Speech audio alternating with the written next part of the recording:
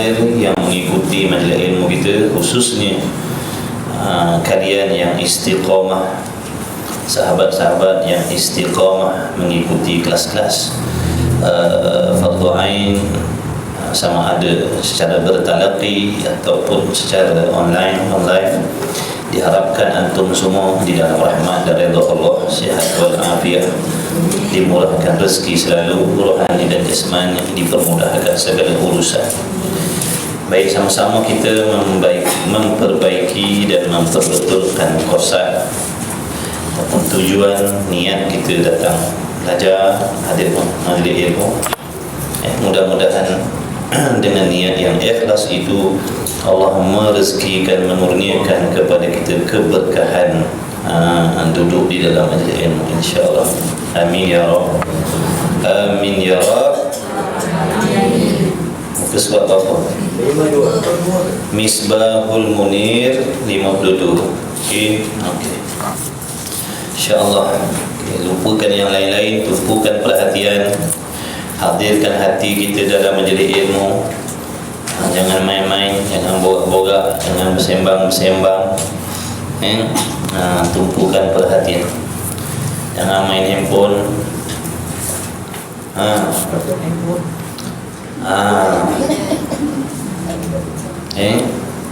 InsyaAllah 52 perenggan. Ada pun atas jalan tafsil. Situ. Baik, bismillahirrahmanirrahim. Qala al-muallif rahimahullahu ta'ala wa nafa'ana wa iyyakum bi'ulumihi wa bi'ulumi masyayikhina fid darain, amin ya rabbal alamin. Baik.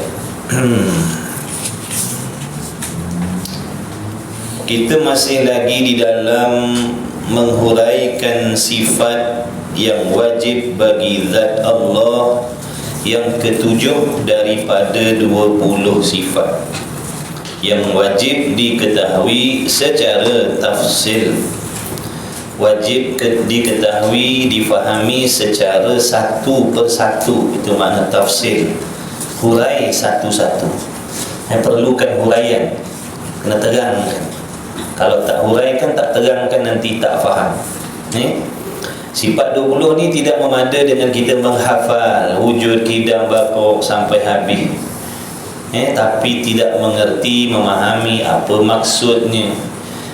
Dan di manakah dalil-dalil yang menunjukkan mesti adanya sifat-sifat tersebut pada zat Allah, tidak memadai.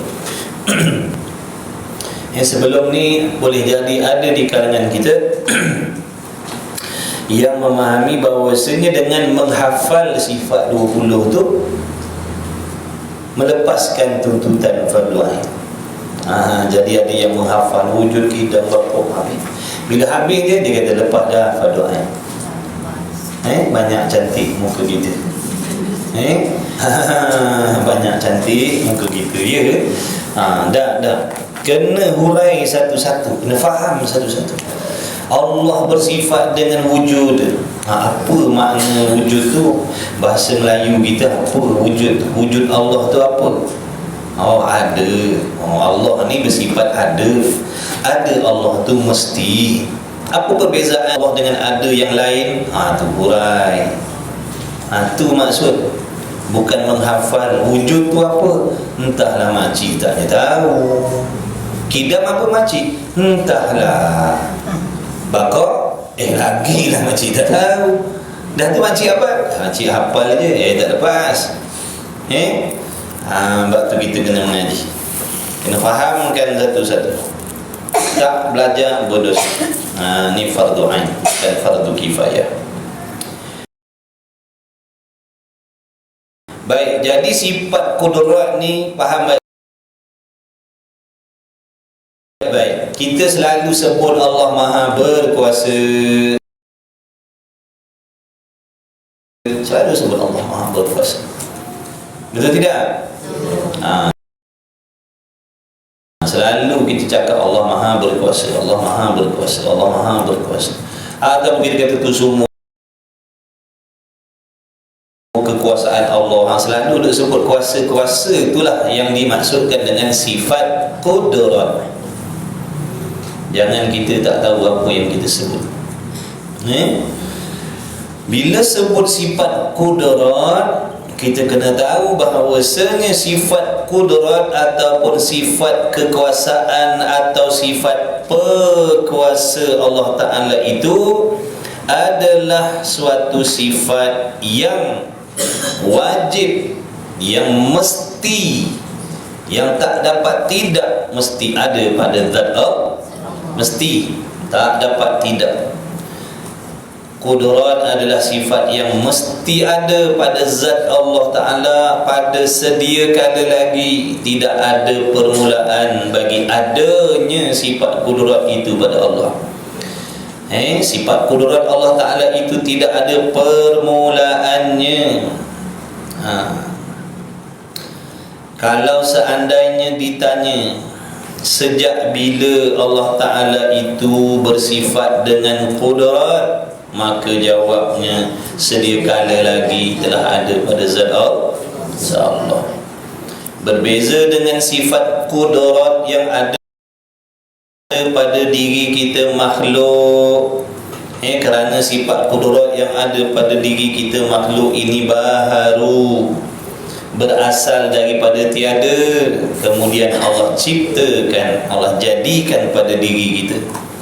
Maka sifat qudrat kita dipanggil baharu. Sifat qudrat Allah qadim. Baik. Dulu dalilnya wa annahu ala kulli syai'in qadir, itu dalil buktinya. Kalau ditanyai mana bukti Allah tu berkuasa, tu ada ayat Allah yang menyatakan wa annahu ala kulli syai'in qadir, dia maha kuasa atas tiap-tiap sesuatu, yakni sesuatu daripada perkara yang harus, perkara yang mungkin. Kerana sifat qudrat itu tidak berta'alluq dengan perkara wajib dan perkara yang mustahil. Faham baik-baik hukum akli yang tiga tu. Wajib, mustahil, harus tu faham baik-baik, faham betul-betul. Jangan masih lagi terpinga-pinga sebut wajib akli terpinga-pinga, mustahil akli terpinga-pinga, terkebil-kebil, terkulat-kulat. Bila sebut wajib akli, sesuatu yang mesti ada sedia kala lagi, kekal ada, tidak boleh berubah sampai bila-bila. Mesti ada, tak boleh berubah menjadi tiada. Tak boleh berubah. Bila sebut perkara yang wajib bagi Allah, kena ingat dia mesti ada. Wajib ni makna mesti ada sedia kala lagi, sentiasa ada, kekal ada, selama-lamanya, tidak akan binasa. Tak boleh binasa, tak terima pada akal binasanya perkara yang wajib. Dan perkara wajib, bila sebut perkara wajib, perkara yang bukan diciptakan. Faham tak perkataan diciptakan? Cipta-cipta ni menunjukkan sesuatu yang dicipta itu tiada asalnya. Baru panggil cipta. Menciptakan menunjukkan benda tu asalnya tiada, baru boleh dipanggil cipta. Baru boleh dipanggil dijadikan, baru boleh cakap dibuat. Bila sebut dibuat, diciptakan, dijadikan, menunjukkan perkara itu tiada asalnya, kemudian dijadikan, kemudian diciptakan. Jadi tak sesuai perkataan dijadikan, diciptakan ini nak diletakkan, nak dihadapkan kepada sesuatu yang wajib. Sebab wajib itu sesuatu yang dah sedia ada. Faham tak? Faham ke tidak? Apa arti wajib? Sedia ada. Macam mana kita nak cakap Allah menjadikan benda yang sedia ada? Boleh tak kita nak kata Allah menjadikan benda yang sedia ada? Boleh tak? Boleh ke tidak? Cik fikir. Tak boleh. Bolehkah Allah Ta'ala menciptakan benda yang sedia ada? Tak boleh. Ada yang tak faham tu. Sebab tu jangan main-main mengaji. Confuse yang mana?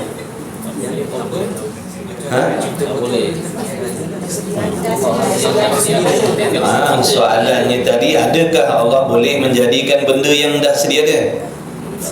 Sesuai tak perkataan menjadikan kepada sedia ada? Boleh? Tak sesuai lah. Sebab apa tak sesuai?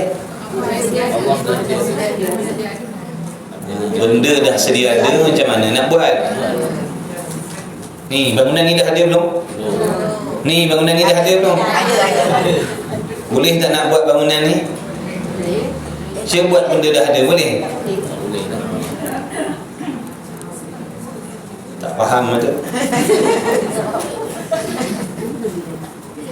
Nak buat ni benda yang tiada, faham?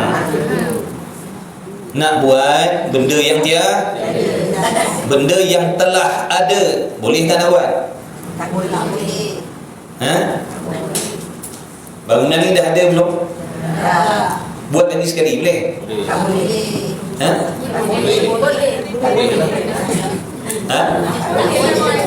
Mak kita dah lahirkan kita belum? Mak kita dah lahirkan kita belum? Boleh tak mak nak lahirkan lagi sekali? Tak boleh. Lahirkan kita lagi sekali, boleh tak? Kenapa tak boleh? Pandai. Bangunan dah ada belum? Ada. Boleh tak nak buat lagi sekali? Tak boleh. Tak boleh. Kenapa tak boleh? Sebab bangunan dah ada.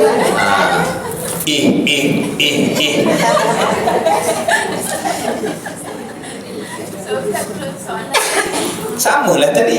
Kita, mak dah lahirkan kita belum? Dah. Boleh tak mak nak lahirkan kita sekali lagi? Sebab apa tak boleh? Oh, sebab dah dilahirkan, sebab dah ada. Bangunan ni dah ada belum? Ke tak nampak bangunan ni? Bangunan ni ada ke tidak? Ada. Boleh tak nak buat lagi sekali bangunan ni? Boleh. Boleh ke tidak? Boleh. Sedia ada. Dia bukan cerita orang lain buat. Orang tanya boleh tak buat lagi sekali bangunan ni?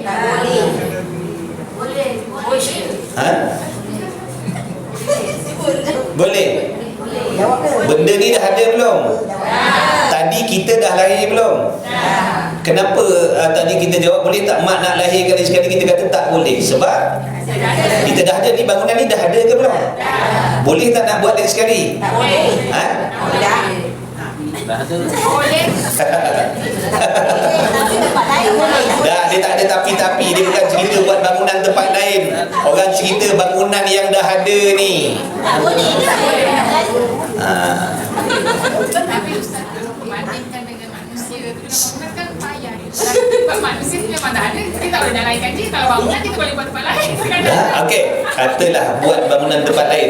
Okey, dengar ni. Saya tahu tak faham tu. Kita kata boleh buat bangunan. Saya tanya boleh tak nak buat bangunan ini, bukan bangunan lain. Faham tak? Itu tak faham soalan.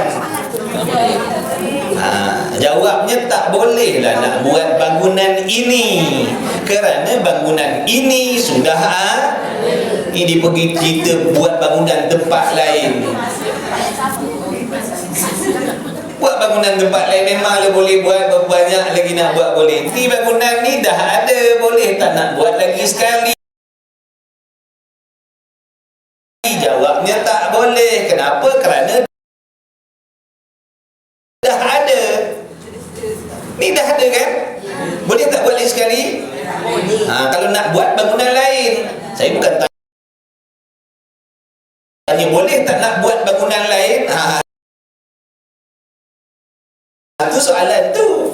Saya tak tanya boleh tak nak buat bangunan lain. Kalau saya tanya boleh tak nak buat bangunan lain, jawabnya boleh. Boleh tak nak buat bangunan yang dah ada ini? Boleh. Boleh tak? Boleh tak? Ni bangunan ni dah ada belum?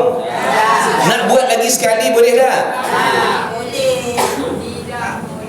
Kalau contoh roboh kan, lepas tu buat, itu lain, itu dah bangunan lain, bukan bangunan ni, faham tak? Nak buat benda yang dah ada tu namanya tahsilul hasil namanya. Nak membuat benda yang telah ada itu tak boleh, namanya tahsilul hasil. Menjadikan benda yang dah ada itu mustahil. Allah telah ada sedia kala lagi. Sifat-sifat Allah telah ada sedia kala lagi. Bagaimana nak menjadikan benda-benda yang dah sedia ada, faham tak? Sebab tu tak sah. Itu di antara alasan kenapa kita tak boleh katakan sifat kudrat itu bertakluk kepada perkara yang wajib. Perkara yang wajib ni perkara yang dah ada, dia tak masuk dalam urusan dijadikan, tak masuk dalam urusan dijadikan. Perkataan menjadikan atau dijadikan ni hanya untuk benda yang baharu, untuk sesuatu yang boleh ada dan boleh tiada. Itu masuk dalam perkataan dijadikan atau menjadikan. Adapun sifat yang wajib, benda yang wajib itu tidak dijadikan kerana perkara yang wajib itu adalah sesuatu yang telah ada sedia kala lagi. Jadi kita tak boleh nak kata begini, Allah yang menjadikan dirinya, Allah yang menciptakan dirinya. Tak boleh. Sebab diri Allah tu wajib. Allah yang menjadikan segala sifat-sifat kesempurnaan dia. Allah yang menjadikan sifat pendengar dia. Allah yang menjadikan sifat pelihat dia. Allah yang menjadikan sifat ilmu dia. Semua tu salah, faham? Tak boleh cakap begitu kerana semua sifat Allah itu perkara wajib. Faham baik-baik? Tak apa kita belajar mudah-mudahan tak apa, faham kan? Penting. Kan kita biasa dengar wa annahu ala kulli syai'in qadir. Allah Maha kuasa atas tiap-tiap sesuatu. Ingat perkataan tiap-tiap sesuatu itu tidak masuk perkara yang wajib dan tidak masuk perkara yang mustahil. Yang masuk di bawah perkataan Allah Maha berkuasa menjadikan ataupun Allah Maha berkuasa mengadakan atau meniadakan tiap-tiap sesuatu, maksud tiap-tiap sesuatu itu perkara yang harus sahaja. Boleh faham tak? Perkara yang harus saja yang masuk dalam kata tiap-tiap sesuatu tu. Tulis, jangan lupa. Sebab dulu kita pun faham macam tu. Kalau tak faham bahaya itu nanti. Benda harus. Benda harus saja yang masuk dalam urusan kudrat ni. Menjadikan perkara harus. Okey, apa maksud perkara harus? Boleh ada, boleh. Tulis. Bila dengar istilah-istilah yang kita tak faham tu, bila terangkan tu tulis. Jangan biarkan dia berlalu macam tu. Nanti kan memanglah sekarang kita angguk-angguk oh, action tak nak tulis. Kan turun ni anak tangga tak sampai anak tangga nombor 3 dah lupa kan. Tulis lah. Tulis. Jangan lupa kan. Perkara yang harus tu bagi sesuatu yang baru. Perkara harus tu perkara baru lah. Perkara harus, perkara baru lah. Tiap-tiap benda baru tu semuanya harus. Tiap-tiap benda harus tu masuklah benda baru. Bila sebut benda baru, benda harus itulah dia.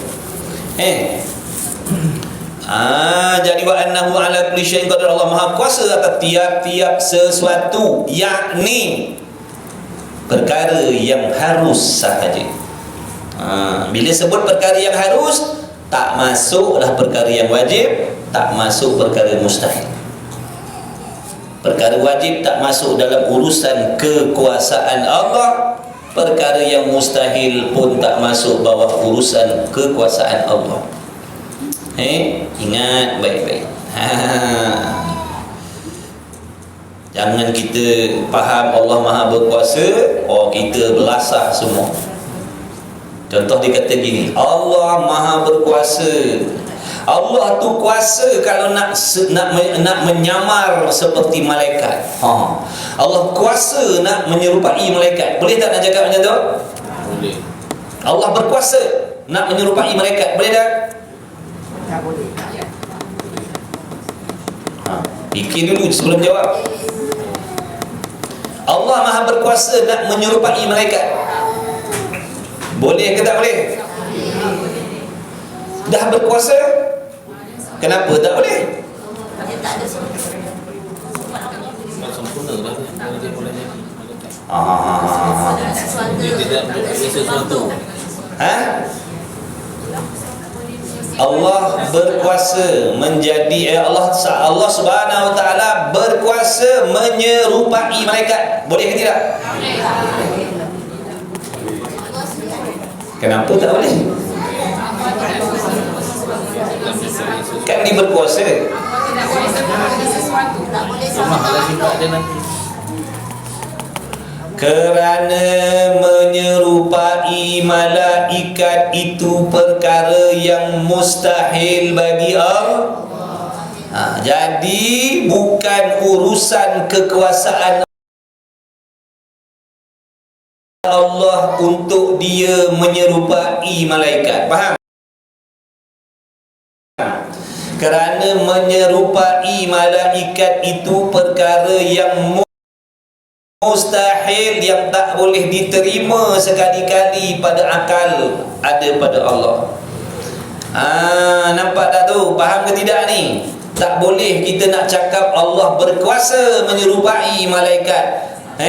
Kerana seandainya Allah Ta'ala itu kita katakan dia boleh menyerupai malaikat, maka berlawananlah dengan ayat Quran bahawasanya Allah dah bagi tahu dia tidak serupa dengan segala sesuatu.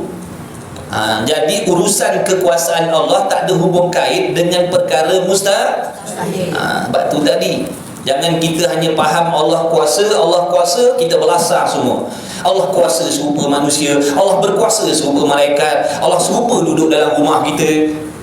Benda tu semua mustahil bagi Allah, benda yang takkan berlaku dan tak boleh berlaku pada Allah. Kalau seandainya kita cakap begini, Allah berkuasa menyerupai malaikat, maknanya Allah itu haruslah menyerupai malaikat, bukan mustahil menyerupai malaikat. Faham? Menyerupai Allah dengan makhluk tu wajib ke mustahil? Dah kalau kata mustahil, apa maksud mustahil? Perkara yang tak boleh berlaku dan takkan berlaku. Ni tiba-tiba kita cakap Allah berkuasa menyerupai malaikat, maksudnya boleh lah tu. Faham? Boleh ke? Betul ke perkataan tu? Salah. Kalau kita kata Allah boleh menyerupai malaikat, kafir. Faham tu? Malaikat tu makhluk dah. Jadi kalau kita olah ayat yang lain, Allah boleh, Allah berkuasa serupa dengan makhluk, maknanya begitu. Bukankah mustahil bagi Allah menyerupai makhluk? Faham betul-betul hukum akal tiga tu, wajib, mustahil, harus tu fahamkan betul-betul. Kalau tak, kita tak tahu yang wajib tu apa, yang mustahil tu apa, tu yang menjadi pening kita.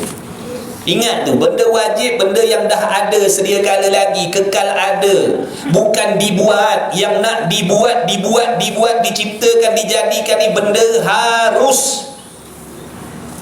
Makhluk, benda harus, benda mungkin, itu yang nak dibuat, dijadikan atau dibinasakan. Nak diadakan, nak ditiadakan, nak diubah-ubah, itu perkara yang harus. Yang wajib tidak menerima ubahan, kekal ada sentiasa selama-lamanya. Yang mustahil tidak menerima ubahan, kekal tiada selama-lamanya. Dia tak boleh berubah menjadi ada. Ingat, benda yang boleh berubah-ubah itu benda harus nama dia. Waktu bila mengaji dengar benda macam tu, ambil cepat-cepat.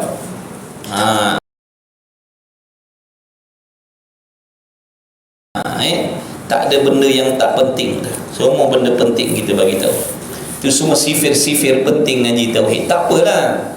Jangan putus asa. Semua yang faham-faham tu daripada tak faham dulu. Cuma dia bersungguh, dia tak putus asa. Jangan putus asa. Semua orang ada peluang nak faham ilmu tauhid ni. Cuma perlukan kesungguhan, perhatian, penumpuan. Semua ada peluang nak faham, insya-Allah. Setiap benda yang berubah-ubah tu namanya benda harus. Harus ni benda yang boleh berubah. Macam kita ni benda harus. Sebab tu kita boleh hidup, boleh mati, boleh berubah-ubah kita ni. Allah bukan benda harus. Sifat Allah bukan benda harus. Ingat tu, Allah dan segala sifat-sifat Allah itu perkara wajib, perkara yang kekal ada, mesti ada, selama-lamanya ada, tak boleh berubah menjadi tiada. Nak kata Allah tu berubah menjadi tak ada, Allah tu sekarang ada, nanti akan datang dia tiada, tidak, mustahil. Mana boleh pula nak dikatakan Allah tu tak ada. Allah tu wajib. Kalau kita ni kita cakap hari ni ada, esok lusa kita tak ada, tu betul. Sebab kita ni perkara harus. Apa maksud perkara harus? Boleh berubah-ubah, boleh ada, boleh tak ada, boleh tonggang, boleh terbalik, faham tu? Tu benda harus. Benda wajib kekal ada. Dia duduk dalam satu keadaan saja. Nak menangis pun ada berasa. Minumlah sekejap. Sabar ni nak minum ni sabar. Bismillahirrahmanirrahim. Bismillahirrahmanirrahim. Umur bukan alasan. Tak ada. Umur tak jadi alasan. Orang muda tapi tak mengaji, lagi tak boleh pakai. Ini bukan berbisa je ni, macam-macam ni.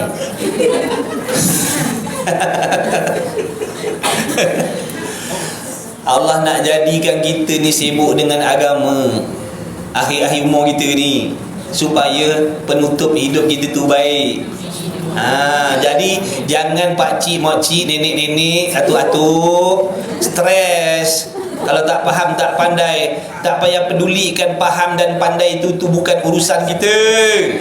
Urusan kita mengaji, belajar. Betulkan niat, aku nak belajar kerana Allah. Ya Allah, mudah-mudahan kau bagilah faham. Sebab apa nak faham? Sebab nak baiki ibadat ni. Banyak silap salah dulu, duk cak kuncak taknya mengaji. Ya Allah. Jadi sekarang ni nampak dah silap dulu-dulu tu. Jadi nak belajar, ya Allah bagilah faham. Tak faham tak berdosa. Betulkan niat nak belajar, supaya nanti bila sampai ajal kita, mati kita tu, matinya sebagai seorang penuntun ilmu. Duduknya di rumah tapi hati perut dia dekat majlis ilmu. Duduknya di rumah, hati perutnya dalam majlis ilmu. Besok ada kelas, malam ni ada kelas, malam ni ada kelas. Hati perut dia, faham? Tubuhnya di rumah. Tu maksud bersibuk dengan Kalau tak sebelum ni bersibuk dengan apa? Dunia. Tubuhnya di masjid, hati perutnya duit, kaya, duit. Tu. Ni sekarang Allah ubah dah. Alhamdulillah. Jadi bila dia mati, besok mati dalam keadaan hatinya bersibuk, berbimbang, memikirkan tentang ibadat, tentang akhirat. Inilah tanda-tanda husnul khatimah. Jadi jangan risaulah kalau tak faham tu. Mengaji. Allah nak bagi kita benda baik.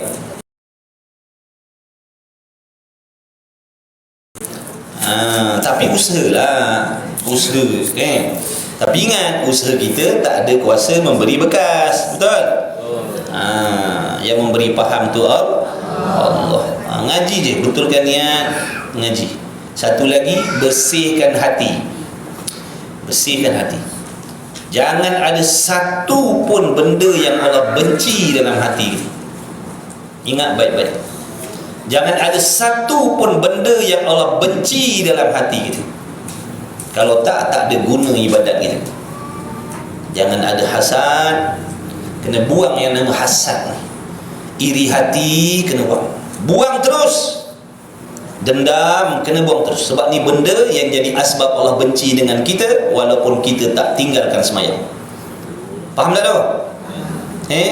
Apa gunanya sembahyang, apa gunanya puasa, apa gunanya mengaji, apa gunanya mengajar, apa gunanya tutup aurat, tapi Allah benci, masih benci dengan kita. Sebab apa?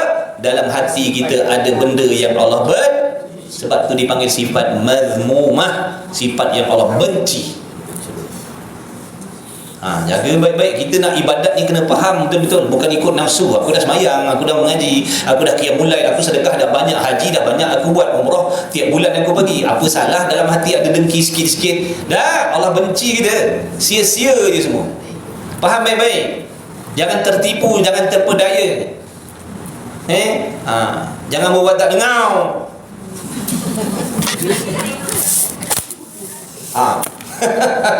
Jangan buat tak dengar masukkan dalam hati tu. Kena ingat Allah akan benci aku walaupun aku rajin sembahyang. Ada benda ni Allah benci.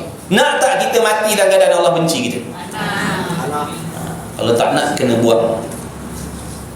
Kena buang. Sebab kita tak tahu mati tu datang tiba-tiba je. Dia tak bagi tahu. Assalamualaikum, Assalamualaikum, aku malaikat maut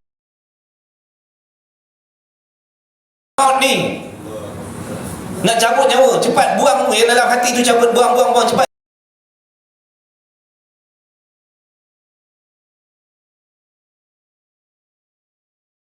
Cepat nak tarik nyawa dah ni, ada nak bagi tahu macam tu?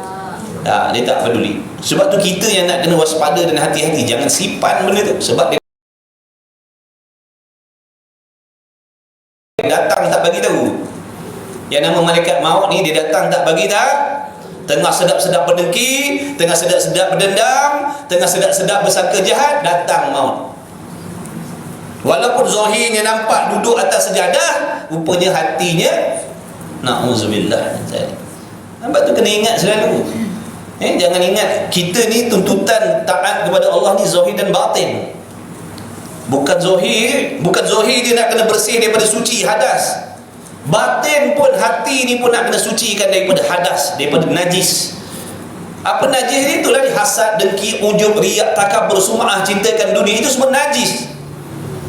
Benda yang tak layak nak disimpan dalam hati. Tak boleh. Sebab tu namanya haram. Haram ni apa? Benda tegahan. Allah tegah. Jangan simpan dengki, jangan iri hati, jangan dendam, jangan sangka jahat. Kena buang. Sama seperti Allah Ta'ala kata, jangan minum arak, jangan berjudi, jangan membunuh, jangan zalim, jangan cakap benda haram. Samalah juga ni, yang jangan dalam hati ni sama saja. Larangan Allah, yang zahir pun Allah larang, yang batin ni pun, maksiat batin pun Allah lah. Jangan kita ni sibuk nak jaga yang zahir saja. Benda haram yang zahir kita jauhkan. Tak nak berjudi, tak nak dedah aurat, tak nak mengumpat, tak nak membunuh, tak nak tengok benda haram, tak nak dengar benda haram. Tapi yang haram-haram dalam hati kita buat tak kisah saja. Itu menunjukkan kita tak faham. Itu menunjukkan kita tak faham. Seolah-olah macam Allah ni suruh perintahkan kita ni, maknanya jauhkan benda haram yang jenis luaran ni saja. Yang dalam ni haram tak apa. Simpan benda haram dalam hati tak apa. Buat benda haram kat luar tak boleh. Macam tu ke? Dua-dua Allah larang, faham tak? Dalam hati kita ni ada sifat yang wajib kita simpan, dan dalam hati ni ada sifat yang haram kita simpan. Sama macam yang zahir ni. Ada benda yang wajib kita kena buat, ada benda yang haram kita buat. Zahir kita ada kelakuan yang wajib dan yang haram, hati kita pun ada kelakuan yang wajib dan yang haram. Apa gunanya luar ni dah bersih daripada benda haram, tapi yang dalam ni masih duk tunggang benda haram lagi? Ini yang kata nampak zahir luarannya macam malaikat dah, tapi hatinya sekotor-kotor, hatinya sebusuk-busuk, hatinya sekeji-keji. Luarannya orang tengok Allah solehahnya lah, Allah solehnya lah, rupa-rupanya menjadi kebencian Allah kerana ditutupnya, ditutup Penyakit ditutup najis-najis yang ada dalam hati tadi, ditutup dengan kulit yang kononnya cantik tadi. Rupa belah dalam isinya busuk, isi dalamnya kotor, isi dalamnya jijik. Begitulah ibaratnya. Macam buah-buahan kita tengok luar kulitnya, Masya Allah, tabarakallah, kupah-kupah busuk. Macam itulah kita. Jangan macam tu. Kena usaha bersihkan ni. Mau tak mau kena buat. Sebab tu nama mujahadah.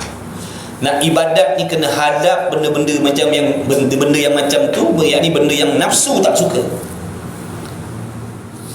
Nafsu tak suka, buang benda-benda kotor tadi. Sebab itu yang disukai oleh nafsu. Suka dendam tak?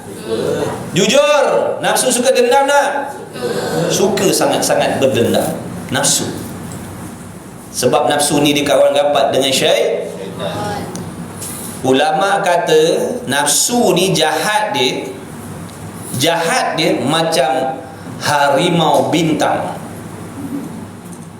Dia takkan lari. Kalau setakat kita perang dia, main-main tak bersungguh, dia takkan lari. Kita tengok ni ngaji kitab tauhid, ini masuk yang ke-12.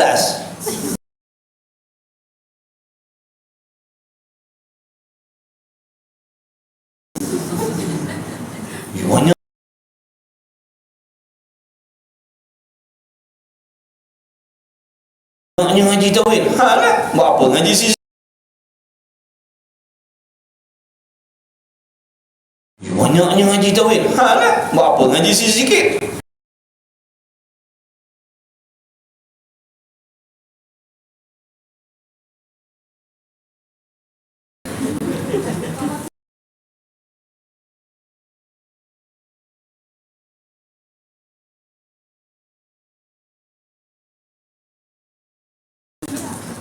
Sikit.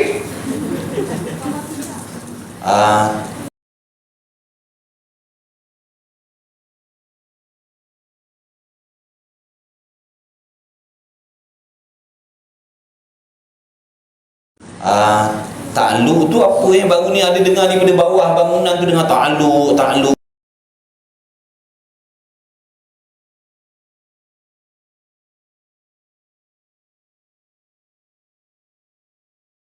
Apa benda ta'alluq? Ta'alluq engkau tak tahu ke? Itulah kau ni aku ajak mengaji engkau tak nak. Ta'alluq ni aku pun tak tahu. Entah apa tak tahulah, kau mendengar je. Buat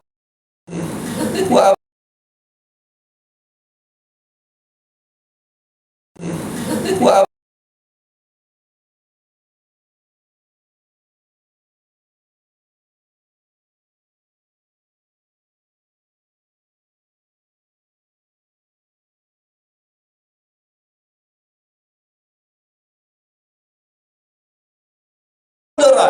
Yang secara ijma'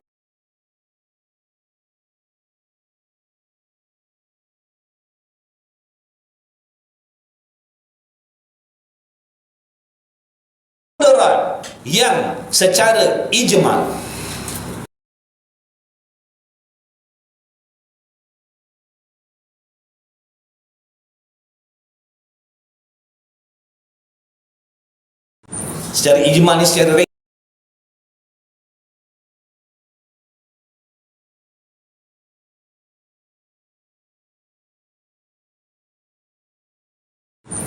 ijma' ni secara ringkas lah.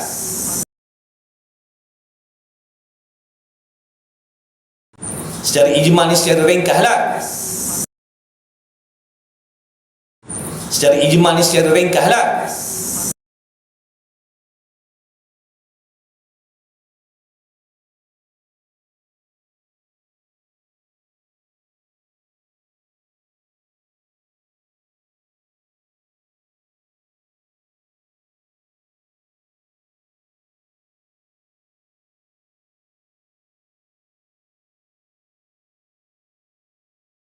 Allah boleh nak jadikan kita sebab dia dah kuasa sedia kali lagi dah. Kemudian tajzi hadis. Hari ni bukan nak cerita ta'alluq yang ketiga, namanya ta'alluq qabdah. Ta'alluq apa? Qabdah. Ta'alluq apa? Qabdah. Ta'alluq qabdah. Nama dia ta'alluq qabdah. Ta'alluq qabdah namanya, ta'alluq qabdah.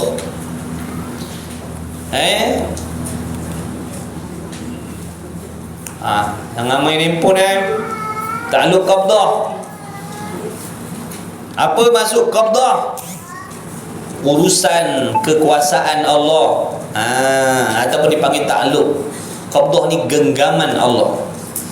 Jangan tuan-tuan bayangkan Tuhan ada tangan genggam dah.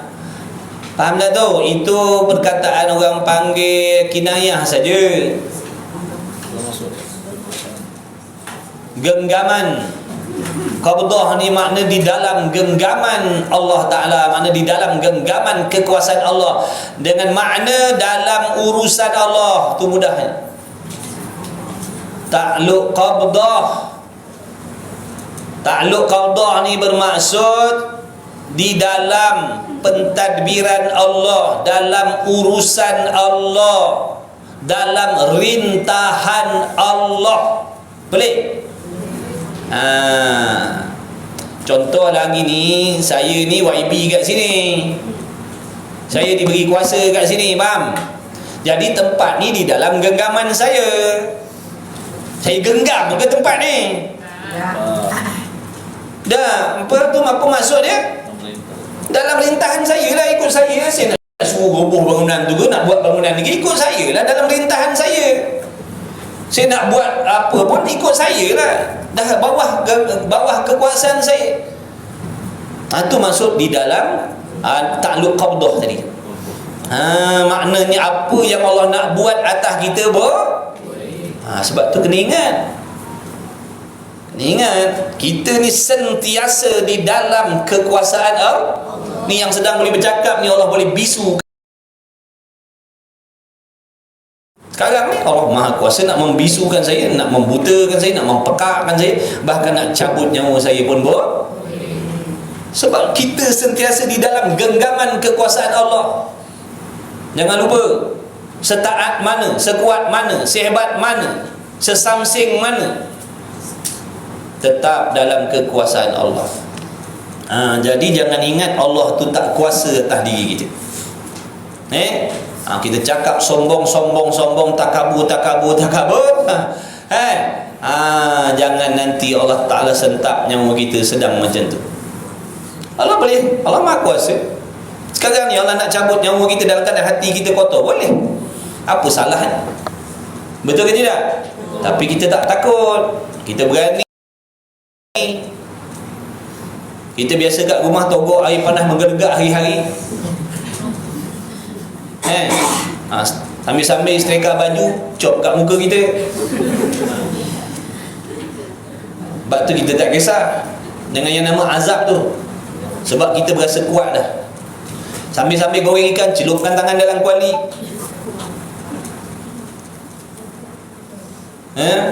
Kalau diingat azab Allah tu pedih, azab Allah tu berat, dia tak berani. Dia akan mikir banyak kali. Macam mana nak hadap azab Allah ni, kalau minyak goreng ni pun tak boleh tahan dah. Kalau cerik yang panas ni pun tak sanggup dah. Setrika yang panas ni pun melekat kulit, pindah dah kulit. Macam mana nak duduk dalam api neraka Allah tu? Itu baru setrika, bukan api. Panas je pun. Letak kat pipi kita, pindah pipi, letak duduk kat setrika. Pipi kita tu pindah dekat setrika. Pulahkan nombor 10 sampai dia bunyi ketek tu, cop kat muka kita tengok. Tahan 3 saat. Balik ni try dah kita kata hebat, tak takut. Rasalah dulu yang seringan-ringan kat dunia ni dulu, kalau boleh hadap. Kalau tak mampu, ada takut sepatutnya. Ada rasa takut nak buat doa. Ini kita berani je nak buat.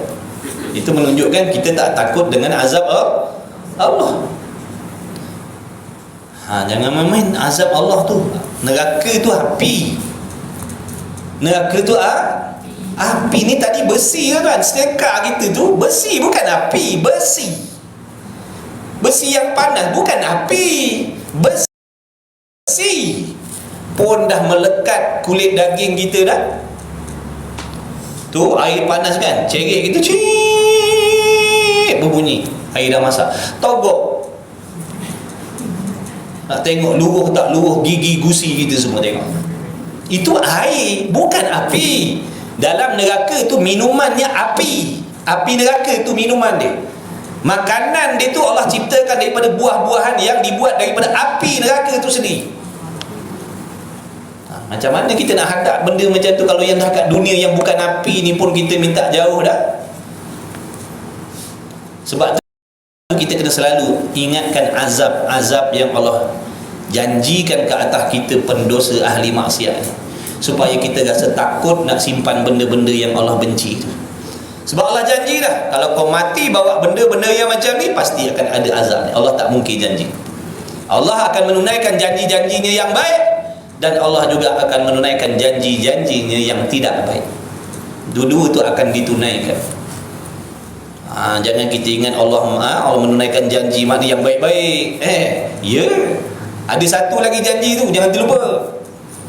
Dia janji nak azab siapa yang tak nak dengar, tak nak patuh, tak nak taat pada dia. Fikir. Tengah siang-siang ikan cincang-cincang tu, cincang jari kita sekali. Bukan ada apa pun, cencang lah. Dah kita kuat. Dekat dalam dunia, dalam di antara azab dalam neraka tu besok gunting lidah sendi, guna guntingan daripada api neraka. Gunting dia tu daripada api neraka. Jelir lidah sendiri, kerat sendiri. Lepas tu keluar balik, kerat balik. Keluar balik, kerat balik. Ni nanti tengah-tengah gunting baju, guntinglah lidah tu. Dah kita tak kisah yang kata digunting lidah dalam neraka, kita tak kisah. Aca rasa yang kat sini dulu. Tahu kita tak berani. Dah tu melawan kita bukan main lagi. Sebab tu nama kita ni sombong. Kita ni sombong. Kita tahu benda tu kita tak mampu. Tak mampu nak hadap, tapi oleh kerana sombong, tu sebab sombong ni. Kalau dia dah kena tumbuk, dia dah terbaring, TKO dah, dia akan kata mana dia kalah. Dia ibaratnya macam tu. Dia tak nak mengaku yang dia tu kalah, dia tak nak mengaku yang dia tu lemah. Sombongnya kita manusia ni, nafsu kita ni sombong sana. Kalau ditanya sanggup tak nak hadap azab-azab yang bangsa dunia tadi, tak sanggup lah. Siapa nak kerat lidah sendiri, siapa nak bakar diri sendiri. Tapi tindakan kita tu menderhakai perintah Allah tu menunjukkan macam kita ni sanggup, macam kita ni berani, macam kita ni kuat, macam kita ni mampu.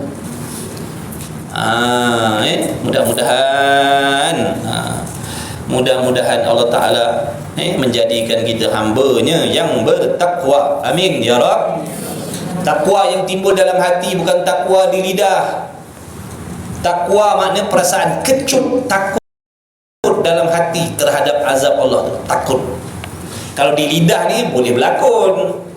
Lidah ni kita boleh berlakon. Sekarang saya boleh berlakon, saya takut kepada Allah. Boleh, saya boleh berlakon dengan lidah saya. Tapi ada ke, betul ke ada takut gerun kecut hati tu dengan Allah? Ada ke? Lidah boleh cakap. Jadi kita ni bohong tak habis-habis. Faham tu takluk qabdah, yakni di dalam genggaman kudrat, iaitu mungkin apa maksud mungkin? Sesuatu yang terima ada dan terima tiada, itu mungkin.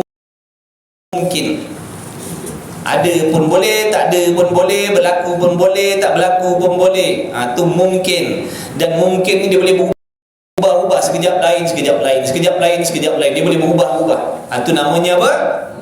Mungkin. M-U-M. Rapatkan bibir mulut. Mungkin. Bukan mungkin. Mungkin. Boleh berubah-ubah. Mungkin. Bila sebut mungkin, dia boleh berubah, dia boleh ada, dia boleh tak ada pun tak apa, tak ada pun tak apa. Itu mungkin lah tu. Kita alih. Siapa tak faham? Mungkin apa?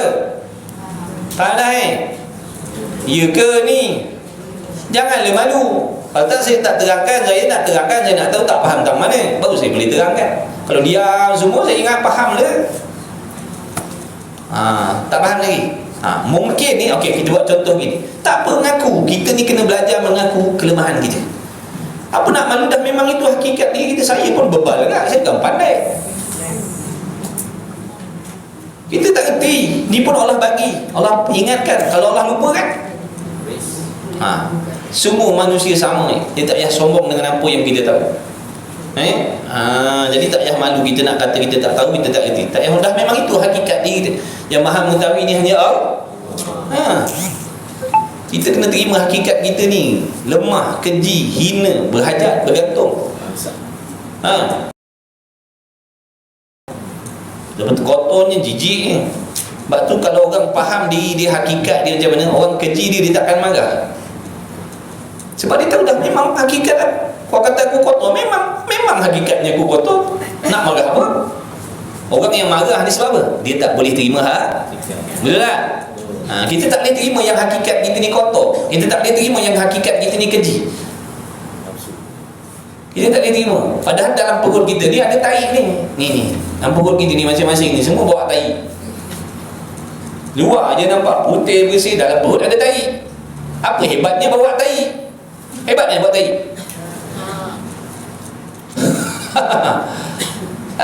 Kita pandang kenderaan yang kita bawa tu yang berasa hebat. Jangan pandang kenderaan tu, kena ingat dalam perut ada tai.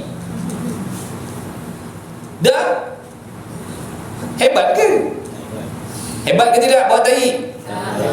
Ni nak suruh belajar, nak suruh belajar mengenal, mengetahui, terima hakikat diri. Ada orang tak boleh terima. Mana ada? Dalam perut ada tai, betul ke tidak? Hina ke mulia buat tai ni? Ada. Betul ke hina? Dah, kalau orang hina kenapa marah? Kenapa nak marah kalau orang hina kita? Sebab tak terima hakikat. Tak nak ngaku, dia cakap lidahnya. Keji, hina, keji, hina. Pengakuan tu di lidah, bukan sampai dalam hati. Sebab tu bila orang keji kita marah, tak boleh terima. Sebab apa? Kita tak boleh terima yang kita keji. Kita mandang diri kita muli. Jadi orang keji kita ni tak patut. Kau sepatut puji aku, kau bukan keji aku, sebab aku ni mulia. Ibaratnya macam tu. Orang tak terima hakikat diri. Jadi nak sampai peringkat tu, kalau main-main tak dapat. Kalau main-main tak dapat. Boleh di sini je dah. Kita ni hamba yang hina. Sini je sini. Dia tak masuk sini. Dia kalau masuk sini, dia jadi macam tu, auliya illahi sholihin. Dia tak heran dengan kekejian daripada orang. Orang keji dia, orang kutuk dia, orang hina dia, orang maki hamun, dia tak peduli. Sebab dia memang tahu, memang hakikatnya begitulah. Memang hakikatnya begitu. Hina, berhajat, bergantung kepada Allah, tak ada miliki apa-apa melainkan yang ada ni semuanya pinjaman. Dah apa kemuliaan yang ada? Orang kata kita bodoh, memang bodoh. Ilmu milik Allah, bukan milik kita. Allah boleh bagi dan Allah boleh ambil bila-bila. Tapi kita marah orang kata kita bodoh. Tak boleh terima hakikat. Sebab kita rasa yang kita pandai. Tu masalah hati ni. Jangan main-main lah. Kalau tak bersungguh nak baiki, jangan haraplah nak memiliki hati yang bersih. Saya cakap tu biar nampak benda. Patut pandai-pandai lah. Kalau tak terang macam tu, kita tak ingat, kita tak tahu. Lawan bagi menghinakan diri apa? Menghinakan diri, lawan dia memuji-muji diri. Dipanggil apa? Takab, sombong. Tu nama sombong. Kita tak sedar yang kita sombong. Tak sedar yang kita sombong. Kita tak sedar yang kita sombong. Okey, tadi mungkin. Baik, katakanlah sekarang ni, okey, pokcik ni ada 5 orang cucu. Sekarang yang ada main-main kat rumah tu 5 orang. Faham tak? 5 orang ni dipanggil makhluk yang dah dijadikan oleh Allah. Makhluk tu cakap Arab, Melayunya yang dah dijadikan oleh Allah. Apa saja yang dah Allah buat, apa saja yang Allah dah ciptakan, apa saja yang dah diadakan, namanya makhluk. Faham tak setakat situ? Ada soalan tak? Makhluk faham tak setakat ni makhluk? Apa sahaja yang Allah ciptakan, yang dah ada, namanya makhluk. Cucu yang belum ada tu, yang ada ni 5 orang. Yang belum ada, yang nombor 6, yang nombor 7, yang nombor 8, tak tahu entah ke mana lagi. Tahu tak ni? Tu namanya mungkin. Boleh jadi ada, boleh jadi takkan ada sampai bila-bilanya. Tu mungkin namanya. Anak kita yang dah ada namanya makhluk yang dah Allah ciptakan, yang Allah dah rezekikan. Yang belum ada tu mungkin, sesuatu yang harus ada dan harus dia boleh jadi akan ada, boleh jadi takkan ada. Tu namanya mungkin. Maksud mungkin ni dia lagi umum. Bila sebut mungkin, sesuatu yang boleh berubah-ubah, sama ada dia akan tiada dia, ataupun satu masa dia akan berubah menjadi ada. Itu mungkin. Mungkin ni sesuatu yang boleh ada, boleh tak ada. Yang dah diciptakan namanya tulis, catat. Sebab tu kalau ada ni guna rakam, nanti balik rumah free buka dengar balik, buka kitab buka balik dengar balik. Macam tu cara mengaji. Kalau nak cepat lah, saya cadangkan aja. Gunakanlah kita punya kemudahan teknologi ni bantu kita mengaji. Apa masalah? Lagu entah apa-apa kita boleh download, simpan.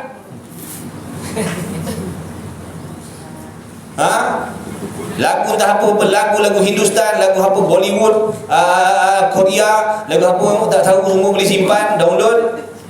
Begip-gip boleh simpan. Ini ilmu, kenapa tak simpan? Simpanlah untuk kemudahan kita. Tadi dekat pagi tadi kelas tak dapat nak ambil apa benda yang duk cakap tadi. Tadi sebab tadi tertidur je baca kitab tu lelah sampai ke habis. Mujur ada rakam. Lepas tu buka. Balik. Apa tadi? Ulang balik. Tu rasa macam dah nak nampak sikit tu, rasa macam dah faham sikit. Ulang balik. Tu cara mengaji. Boleh ke tidak macam tu? Boleh. Nak tak nak je. InsyaAllah.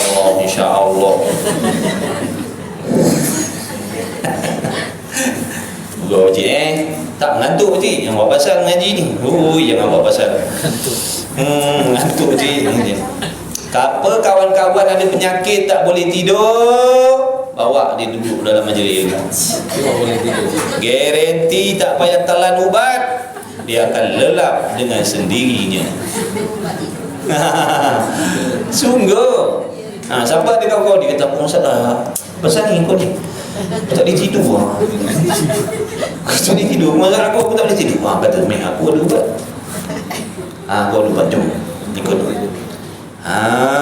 Tak kisah kuliah maghrib ke, kuliah lepas isyak ke, kuliah lepas subuh ke, kuliah tengah hari buta ke, dalam aircon ke, dalam apa ke, letak aja, lesap dah jawab. Dandan sangat. Tadi popeng. Duduk je, bismillahirrahmanirrahim, bermula sifat Allah Ta'ala. Sekejap aja. Tu. Jangan main. Sebab tu kalau ada kawan-kawan ada masalah tak boleh tidur, bawa dia dalam majlis ilmu. Bawa dia. Tak apa. Tak apa bawa dia. Terikat. Mudah-mudahan bila dia jumpa masalah penyakit dia tu dapat diselesaikan dalam majlis ilmu, mudah-mudahan nanti dia datang. Nak pergi mana? Pergi kelas. Apa ngaji? Tak ada, aku nak tidur. Allah. Tu mungkin, ingat tu. Jika Tuhan menghendaki akan dia, makna kalau Allah nak buat benda tu, macam anak-anak ke cucu-cucu yang belum ada lagi tu, kalau Allah nak buat, kalau Allah nak jadikan, kalau Allah nak bagi, nescaya menjadi, makna mencipta akan dia. Mana Allah akan ciptakan lah. Tunggu je lah. Tunggu je lah. Kalau Allah kehendak nak ciptakan, nak rezekikan, nak jadikan, akan ada lah benda tu. Tak lambat cepat akan ada lah, bila Allah nak jadikan. Faham? Tapi kalau tu, dan jika tidak menghendaki menjadikan dia, kalau Allah tak kehendak nak bagi anak yang seterusnya, tak nak bagi cucu yang seterusnya, takkan adalah cucu yang lain tu selama-lamanya, takkan ada. Sebab Allah tidak kehendak. Buatlah macam mana tonggang terbalik, telan pil kuda tu, telan pil ini, telan pil tu, makan herba ni, makan herba tu, senaman begini, senaman begitu. Bila Allah tak kehendak, takkannya adalah. Tapi setiap usaha yang dilakukan dengan niat yang baik tadi, duk buat begini, duk buat begitu, sebab apa tu? Harap-harap adalah zuriat. Mudah-mudahan nanti bertambahlah umatnya Nabi Muhammad SAW. Mudah-mudahan bertambahlah lagi, dah habis bateri. Gitu. Ini bukan bertambah, ini nama berkurang. Habis bateri tu. Dia memang pandai di set up ni biar cakap cepat habis ni. Sebab dia tahu selagi tak habis ni kan kita bercakap aja. Jadi maksudnya apa tadi? Apa tadi? Usaha kita tu. Usaha nakkan zuriat, usaha nakkan apa tadi dengan niat mudah-mudahan jadi jariah bagi diri kita. Allah takkan sia-siakan usaha tu. Semuanya tu diberi pahala oleh Allah, walaupun takkan ada zuriatnya sampai bila-bila. Faham tu? Dan kena sangka baik. Sangka baik, adalah hikmah Allah tak bagi tu. Kadang-kadang yang dah ada ni pun kita tak terjaga. Yang dah ada ni pun kita tak bagi agama dengan betul. Kalau tambah lagi, makna menambah bala lagi tu. Kalau yang dah ada ni pun kita tak didik dengan agama sungguh-sungguh, kalau tambah lagi tambah besok kita nak jawab ke hari kiamat besok. Kenapa ni anak ramai tapi biarkan tak belajar, tak mengaji, tak sembahyang, bergaul bebas, dedah aurat? Macam mana kita nak jawab? Sebab tu ada hikmah. Sangka baik dengan Allah. Orang yang tak direzekikan zuriat kena sangka baik dengan Allah. Orang yang tak diberi zuriat oleh Allah ni, Allah nak selamatkan dia daripada fitnah yang dibuat oleh anak-anak. Dia tak ada masalah nak jawab tentang anak tak sembahyang, anak bergaul bebas, anak dedah aurat, anak berjudi, anak na'udzubillah. Tak ada, dia tak jawab dah benda tu. Sebab memang tak ada. Berapa banyak dah urusan akhirat dia dah settle dah sikit tu. Bagi kita yang anak banyak ni, nak kena jawab seorang-seorang besok. Kita tak boleh masuk syurga dulu. Nak kena jawab. Bini lain, anak lain. Sungguh Tapi kalau kita usaha sungguh-sungguh, mereka tak nak dengar cakap, itu dosa mereka. Itu mereka yang akan diazab oleh Allah. Kita tak bertanggungjawab. Faham tak tu? Maknanya kalau kita jalankan tanggungjawab seperti yang Allah suruh, tak ada orang boleh dakwa kita di hari kiamat besok. Dia isteri, dia dah tunaikan ketaatan, dia tanggungjawab dia. Suami tak boleh berhujah dengan dia besok. Sebab dia dah menjadi isteri yang solehah. Dia dah ikut perintah Allah dah.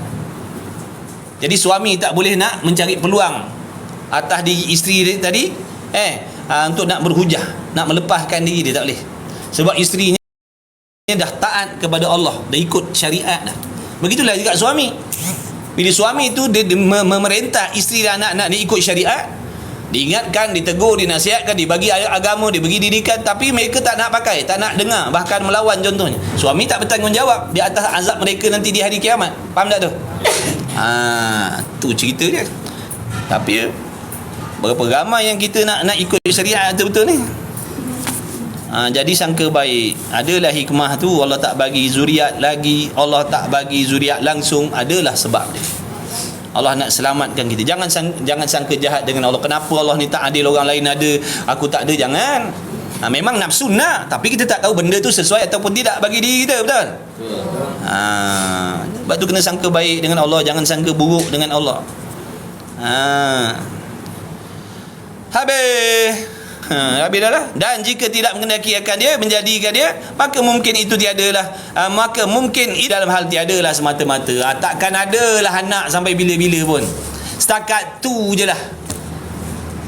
Kerana yang akan datang lagi tu, jumlah yang akan datang tu tidak dikendaki oleh Allah. Ni cerita pasal ta'alluq apa tadi? Qabdah. Ta'alluq qabdah. Di dalam genggaman, yakni genggaman tu dengan makna di dalam kekuasaan, di dalam urusan pentadbiran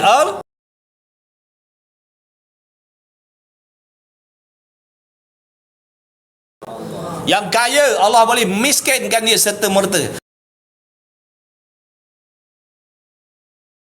Yang hidup Allah boleh matikan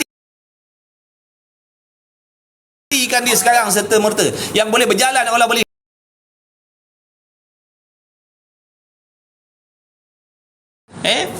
bila-bila masa je. Sentiasa dalam rintahan Allah kita ni. Sentiasa, faham tak sentiasa? Sedar ke tak sedar ke kita ni di bawah pentadbiran Allah? Walaupun saya rasa saya yang mentadbir, saya diberi jawatan mentadbir di sini, saya kena ingat saya ditadbir oleh Allah. Walaupun saya diberi tugas mentadbir kawasan ni, saya juga di bawah pentadbiran Allah. Dia maknanya Allah Ta'ala jadikan dia amanah, jadi raja atas dunia. Dia kena ingat, walaupun dia raja, dia tetap ditadbir oleh Allah. Dia menteri, dia ditadbir oleh Allah. Dia YB, ditadbir oleh Allah. Semua ditadbir oleh Allah. Bukan manusia saja, sekalian alam ini ditadbir oleh Allah. Masuklah binatang-binatang ke, syaitan, iblis ke, semua di bawah pentadbiran Allah. Dia mentadbir sekalian alam. Jadi ingat-ingat, cukuplah sekadar itu.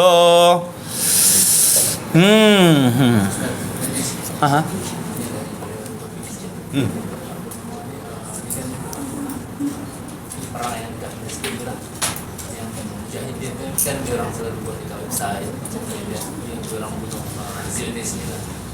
Kalau kita komen yang maksudnya kita happy lah, alhamdulillah, gerak-gerak dan orang bom Zionist makna kita bersyukur lah. Bersyukur Allah Ta'ala, maknanya bersyukur dengan Allah Ta'ala membinasakan. Kita netizen ni buat macam joke lah, macam ialah kita kelak, kita ketawa kan? Ketawa dengan kematian dia orang. Ketawa dengan sebab kematian orang-orang musuh-musuh yang menzolimi orang Islam, buat khianat. Tak salah, kena pada tempatnya. Kerana apa yang dibuat terhadap umat Islam tu jauh lebih jahat daripada itu lagi. Maknanya nak nak mentertawakan, nak mentawakan, nak menghina orang-orang yang menghina Islam. Nak menghina orang yang menghina orang-orang Islam. Jadi tak ada salah maknanya nak diketawakan. Kita kata padan muka. Kerana yang dibuat kepada umat Islam tu sangat-sangat bukan sikit-sikit nyawa. Budak-budak dirogoh, dizina, dibunuh, macam-macam, disembelih.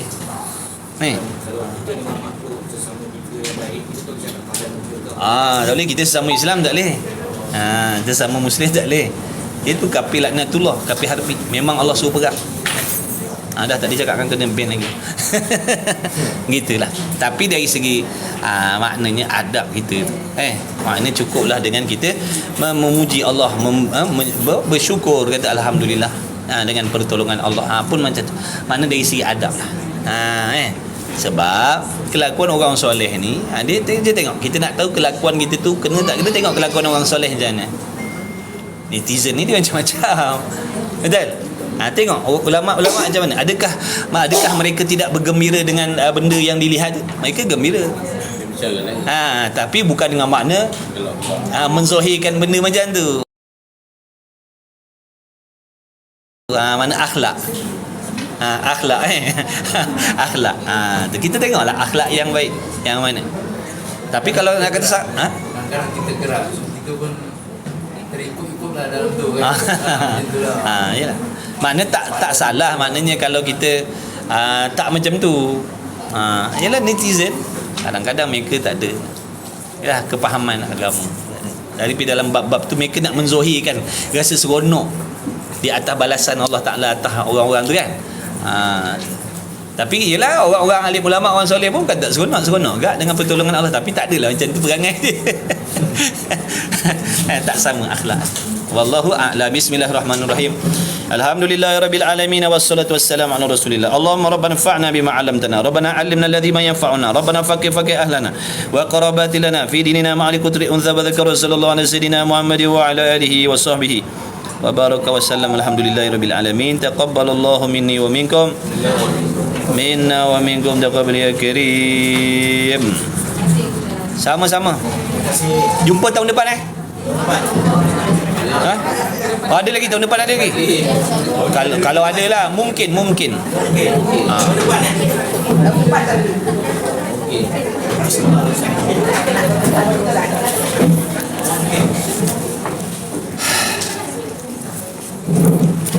Cik, doa saya betul Sama Pakcik Allah selamat. Jumpa lagi Pakcik, jumpa lagi. Jazakumullah khairan. Ustazah gimana? Khusus mutawif? Balik malam kan? Ni ada kelas Quran ada? Sebelum petang. Oh. Sebelum petang. Kita tak larat.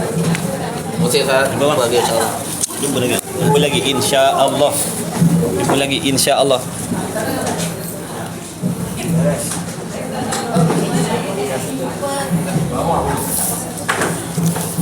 Sama-sama. Ni Zohor ada kelas. Pukul 1 ada kelas.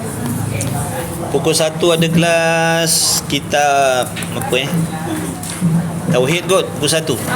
Insya-Allah. Kalau tak ada apa-apa rasanya pukul 1 ada kelas. Tapi saya tak pastikan lagi, tak tengok jadual.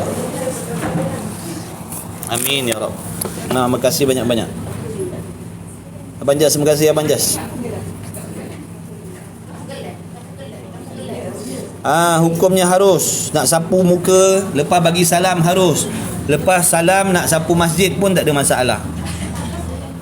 Sebab benda tu tak masuk di dalam kata perkara yang keji pun.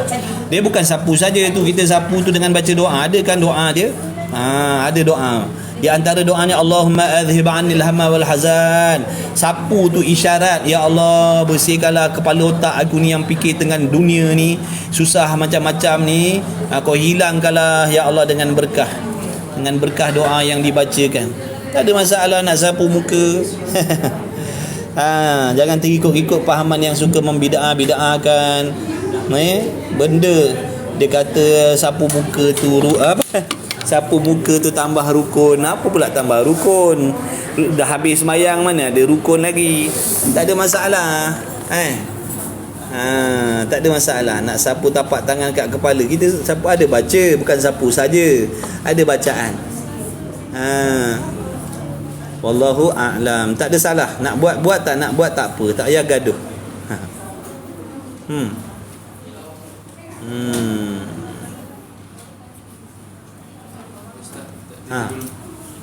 Baik bang, jumpa lagi bang, insya-Allah. Jumpa lagi. Allahu Akbar.